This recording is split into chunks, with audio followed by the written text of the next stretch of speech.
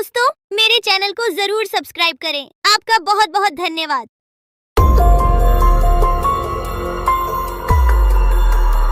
बहुत साल पहले की बात है। लक्ष्मीपुर के जंगल में एक पुरानी झील थी। वहां दिन में तो कोई घटना नहीं होती, पर थोड़ा सा भी अंधेरा छाते ही वह झील एक खूनी झील बन जाती। उस दौरान जो भी जानवर उस झील पर पानी पीने आ जाता, वह जिंदा वापस नहीं आता। कहाँ जाता, आज तक किसी को उसका पता नहीं चला था। यही वजह थी कि जंगल के सारे जानवरों ने, यहाँ तक कि जंगल की राजा शेर ने भी उस झील को खूनी झील घोषित कर दिया था। अब पूरे जंगल में कोई भी शाम को उस झील की तरफ जाने की हिम्मत नहीं करता था।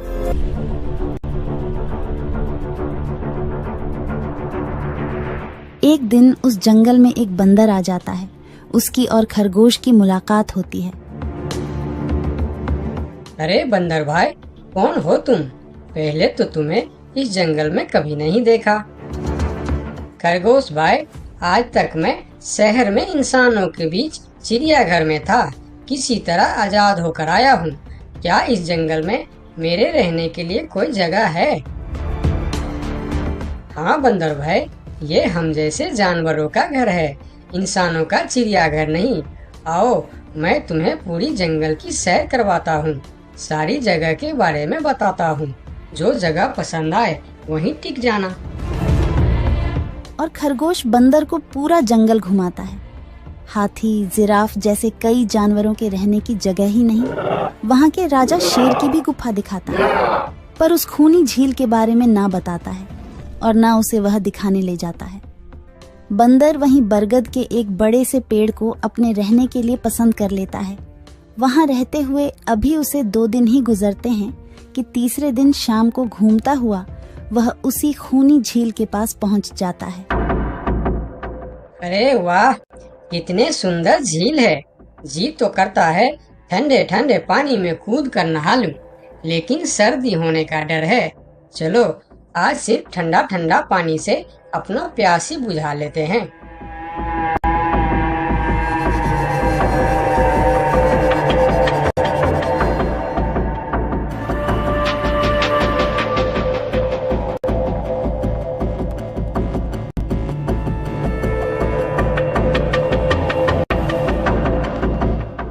अरे बंदर भाई, तुम इतने डरे हुए क्यों हो?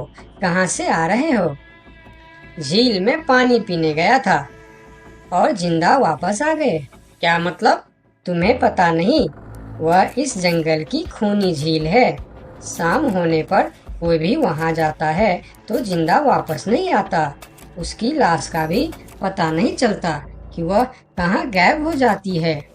इसीलिए शाम होते ही कोई भी उस खूनी झील की तरफ नहीं जाता।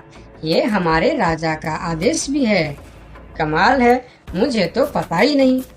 कैसे पता नहीं? तुम्हें वह खरगोश भाई ने बताया नहीं? लो, खरगोश भाई भी आ गया। अरे खरगोश भाई, आपकी वजह से आज बंदर भाई की जान जाते जाते बची। मेरी वजह से? हाँ, तुमने बंदर भाई को पूरा जंगल घुमाया, हर जगह के बारे में बताया। इस खूनी झील के बारे में क्यों नहीं बताया? भूल गया भाई, मैंने तो सोचा ये तो पेड़ पे रहते हैं, इन्हें झील से क्या काम।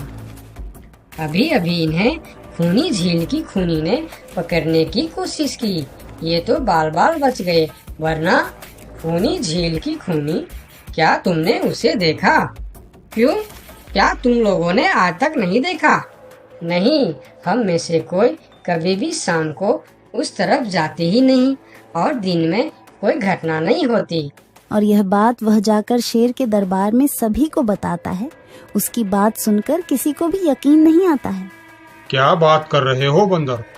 मैं सच कह रहा हूँ महाराज, लेकिन हम लोगों तो कभी आज तक देखा ही नहीं, क्योंकि आप लोग उसे खूनी झील समझकर दिन में ही वहाँ जाते हो और शाम होते ही आप लोग डर के मारे वहाँ जाना बंद कर देते हो।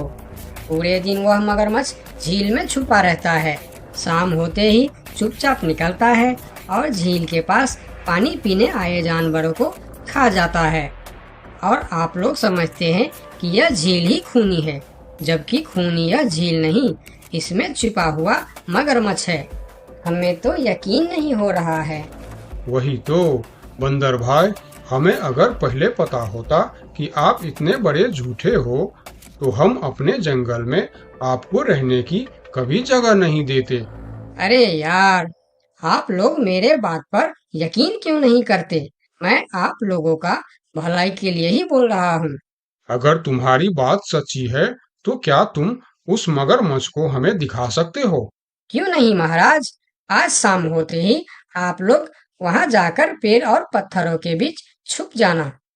और फिर शाम को वह सभी उस खूनी झील के पास जाकर छिप जाते हैं। झील के किनारे जाकर बंदर 2-3 बड़े बड़े पत्थर उस झील के पानी में फेंकता है। पत्थर के गिरने की छपाक छपाक की आवाज सुनकर मगरमच्छ पानी के अंदर चलता हुआ शिकार करने वहां आता है। मगर वहां पेड़ के पीछे छिपे दिखाई देते हाथी को देखकर वह सावधान हो जाता है और सोचता है,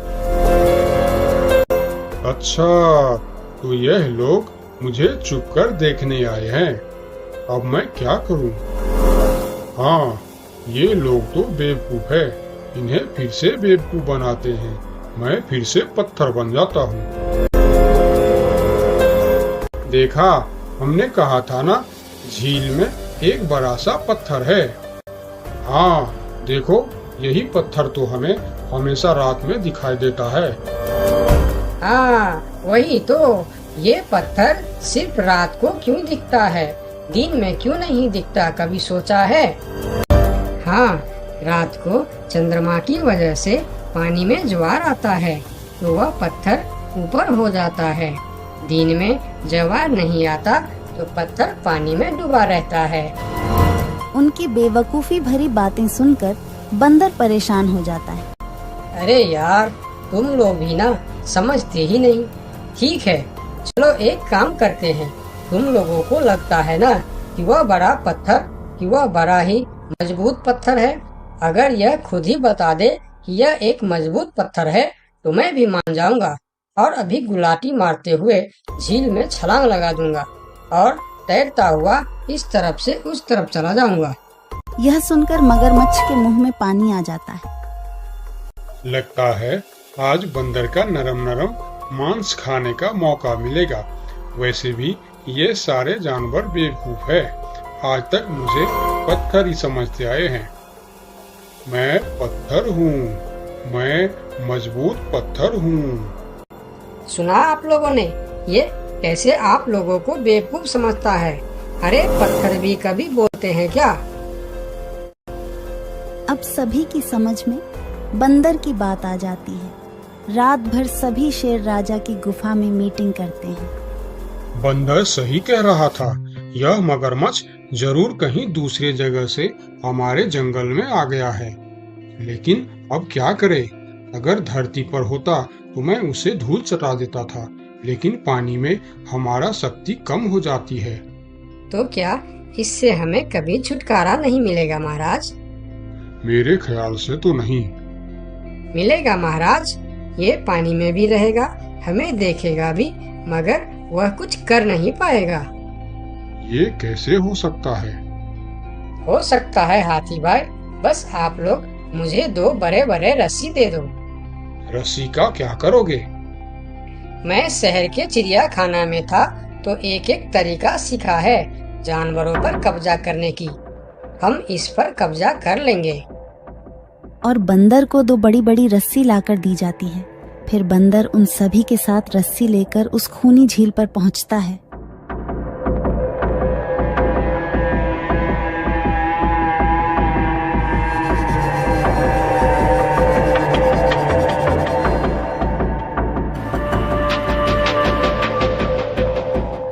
कल तक तो यह बंदर मुझे देखकर भागता था और आज पानी पीने आया है। लगता है ये भी दूसरे जानवरों की तरह मुझे पत्थर समझने लगा है। अभी इसे अपना निवाला बनाता हूँ।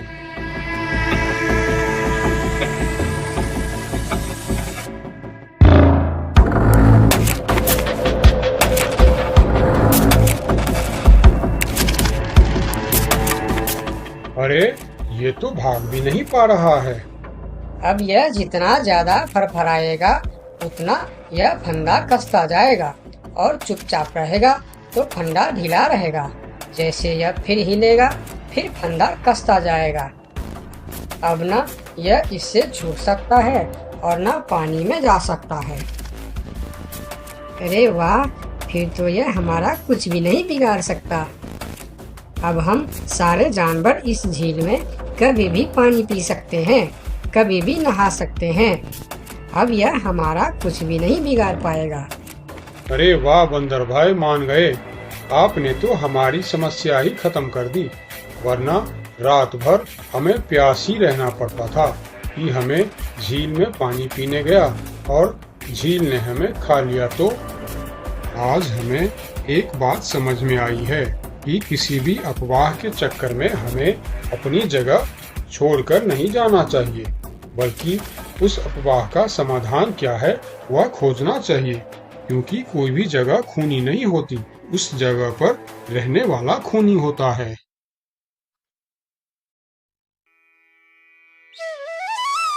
बहुत साल पहले की बात है। लक्ष्मी नगर में एक बहुत बड़ा जंगल हुआ करता था। उस जंगल में शेर खान नाम का एक शेर रहता था।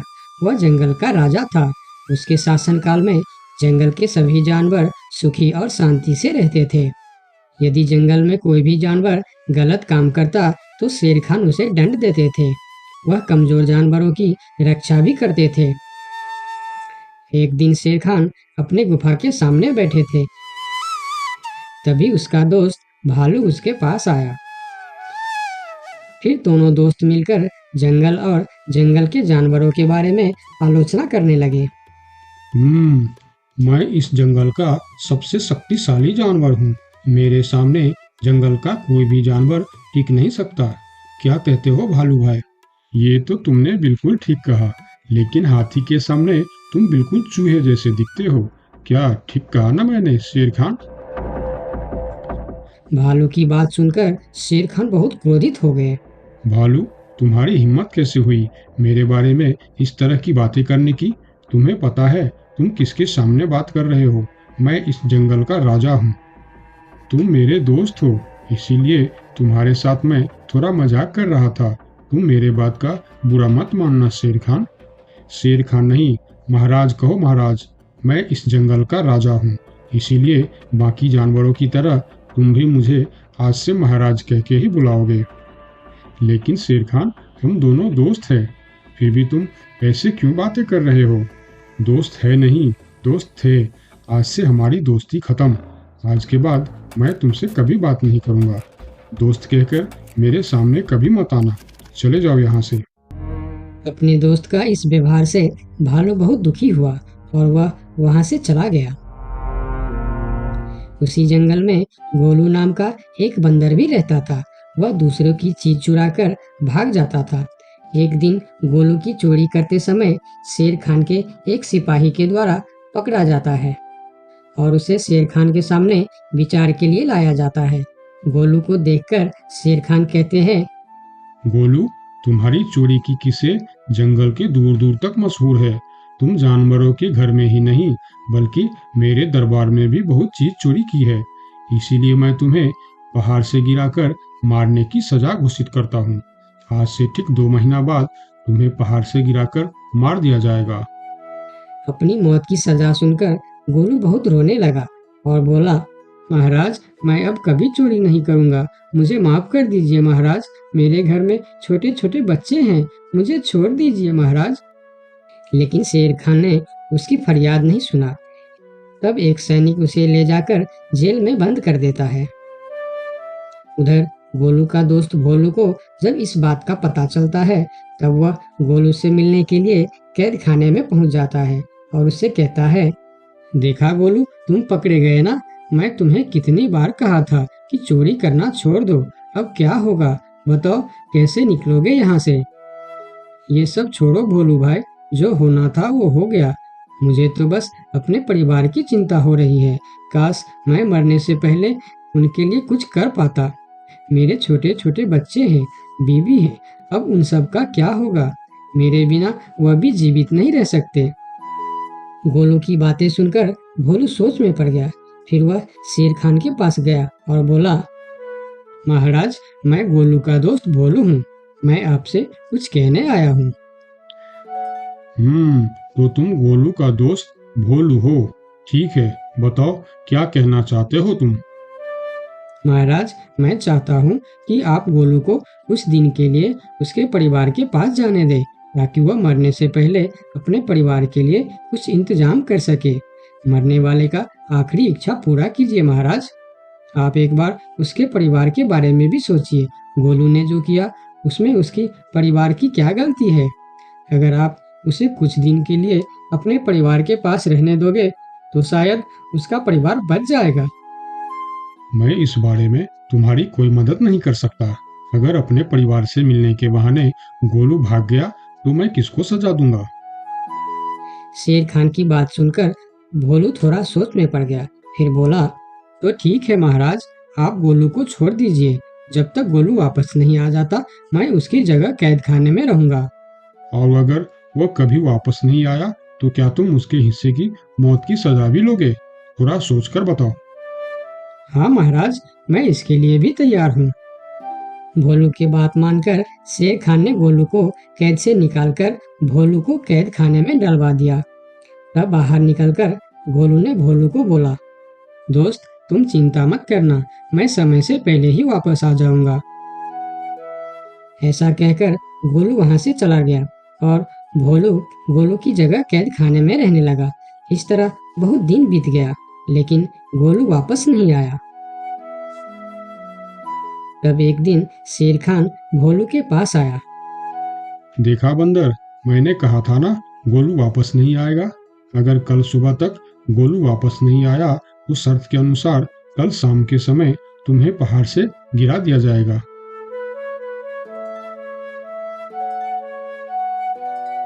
अगले दिन भी जब गोलू वापस नहीं आया तब शेर खान और उनके सैनिक भोलू को लेकर पहाड़ के किनारे पर गए। फिर भोलू को खाई के किनारे खड़ा करके शेर खान ने कहा, देखा ना मूर्ख बंदर, तुम्हारे दोस्त तुमको धोखा देकर चला गया। अब तुम मरने के लिए तैयार हो जाओ।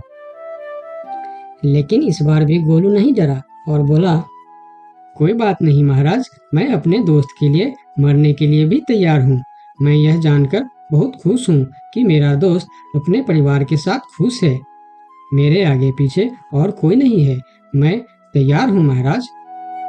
शेर खान और भोलू के बीच बातचीत चल ही रही थी कि तभी थोड़ी दूर पर गोलू उनके और आता हुआ दिखाई दिया।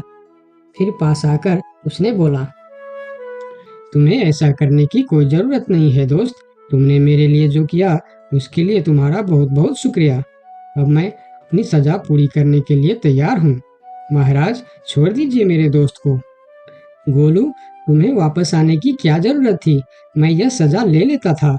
तुम्हारे घर में छोटे छोटे बच्चे हैं, बीवी है, उनका क्या होगा?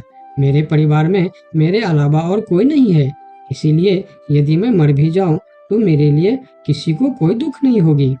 तुम यहाँ से चले जाओ। नहीं दोस्त, गलती मैंने की है, इसीलिए सजा भी मुझे ही मिलनी चाहिए। उन दोनों की दोस्ती को देखकर शेर खान सोचने लगे, ये दोनों अपने दोस्ती के खातिर एक दूसरे के लिए जान देने के लिए तैयार है, और मैं एक छोटी सी बात के लिए अपने सबसे अच्छे मित्र भालू से दोस्ती तोड़ दी। यह मैंने बहुत बड़ा गलती कर दी। मुझे इसका प्रायश्चित करना ही होगा। किसी को मरने की कोई जरूरत नहीं है। तुम दोनों की दोस्ती देखकर मैं गोलू की सजा माफ करता हूँ। और याद रखना गोलू, अगर तुमने फिर से चोरी की तो अगली बार मैं तुम्हारी सजा माफ नहीं कर पाऊंगा। नहीं नहीं महाराज, आज के बाद मैं फिर कभी ऐसा गलती नहीं करूंगा। आज से मैं ईमानदारी से मेहनत करके अपना परिवार चलाऊंगा। आपका बहुत बहुत धन्यवाद महाराज। ठीक है, अब तुम लोग यहाँ से जा सकते हो। उनके जाने के बाद शेर खान सीधा अपने दोस्त भालू के पास गया। भालू मेरा दोस्त, मैं यहाँ तुमसे माफी मांगने के लिए आया हूँ। मैंने जो उस दिन तुम्हारे साथ व्यवहार किया वह बहुत गलत था। मैं बहुत शर्मिंदा हूँ, मुझे माफ कर दो मेरे दोस्त। लेकिन महाराज, आपने तो कहा था। महाराज नहीं, शेर खान बोलो, शेर खान। आज से तुम मुझे महाराज नहीं शेर खान ही बुलाओगे, क्योंकि दोस्त एक दूसरे के नाम लेकर ही बुलाते हैं। आज से तुम मेरे सबसे अच्छे दोस्त हो। गोलू और भोलू की दोस्ती देखकर शेर खान को अपनी गलती का एहसास हुआ और उसने भालू से माफी मांगी और दोनों फिर से दोस्त बन गए। तो दोस्तों, इस कहानी से हमें यह सीख मिलता है कि कभी-कभी दूसरे के अच्छाइयों को देखकर भी हम अच्छा बन जाते हैं। इसीलिए हमें हमेशा अच्छे लोगों के साथ ही दोस्ती रखनी चाहिए और अच्छे-अच्छे काम भी करनी चाहिए। आपका बहुत-बहुत धन्यवाद।